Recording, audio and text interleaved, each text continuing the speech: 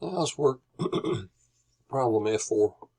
Actually, it's 4-120. It's not F. 4-120 from section 8, chapter 4. We've got this post, and we've got these forces on it. We want the force couple equivalent. A couple of mistakes. When I copied it from the online part of the book, it had 0, 0. If you look in the book, that's supposed to be a 900. And he says, specify where the line of action intersects a horizontal line along CB. So I'm assuming that's C. And that gives the answers he has. So pretty straightforward. Get the Rx, the net forces in the X. So neither one of those have anything. The horizontal part here would be 3. So 3/5, 900 in the plus X. 4/5, 400 in the minus X. So that gives us a 220 in RY. We got a minus 400, a plus 600, a minus 4/5, 900, and a plus 3/5, 400, which gives us a minus 280.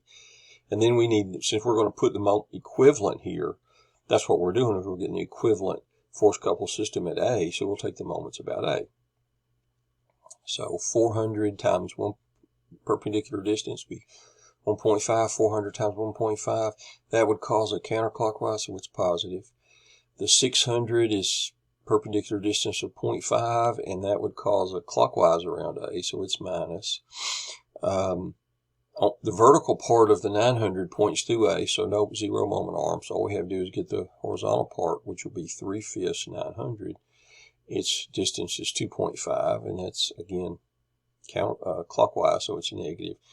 And then, again, same thing, vertical part is through A, so no torque. So, horizontal part will be 4/5, 400.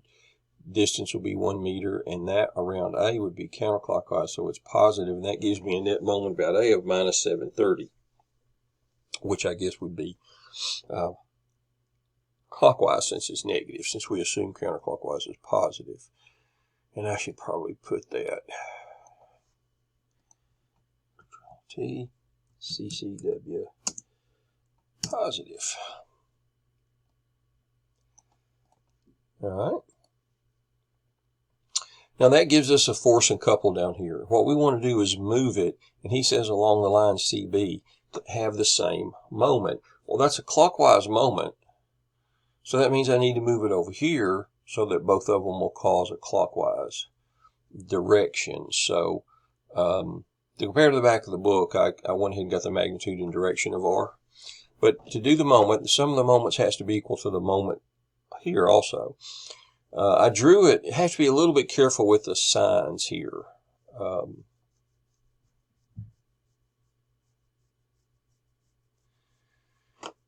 Because I've got the signs included here, so I drew it correctly. So it's got a positive Rx and negative Ry. So the Rx part along here has a moment arm of 1, 1.5, and 0.5, which is 3. That'll be clockwise. So it's negative 3 Rx. I called that distance X. The Y part's pointing down. That'll be clockwise. If you use the magnitude of Ry, I really should put here, I should put the absolute value, because it's a negative number. And I drew it, already included the negative number when I drew that down. But anyway, the moment on perpendicular distance between the two lines, the Y line, is going to be X. So solve that for X. Now MA is negative. I just wrote MA, but it's really clockwise, so it's actually a negative number. So that can be the most confusing thing sometimes, is keeping all the signs straight. So anyway, if you solve the equation as it stands for X, and I get 0.25, but to measure it from C, you have to add the 1.5, and I get a 1.75.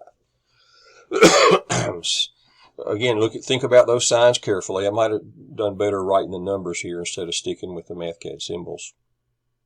I know the signs does cause a little confusion, but since I drew it, then I wanted correctly, and I used the direction I drew it to pick out if it's a plus or minus torque. I wanted to use the absolute, and Ry was negative. I wanted the positive value. So anyway, shoot me an email if you have any questions.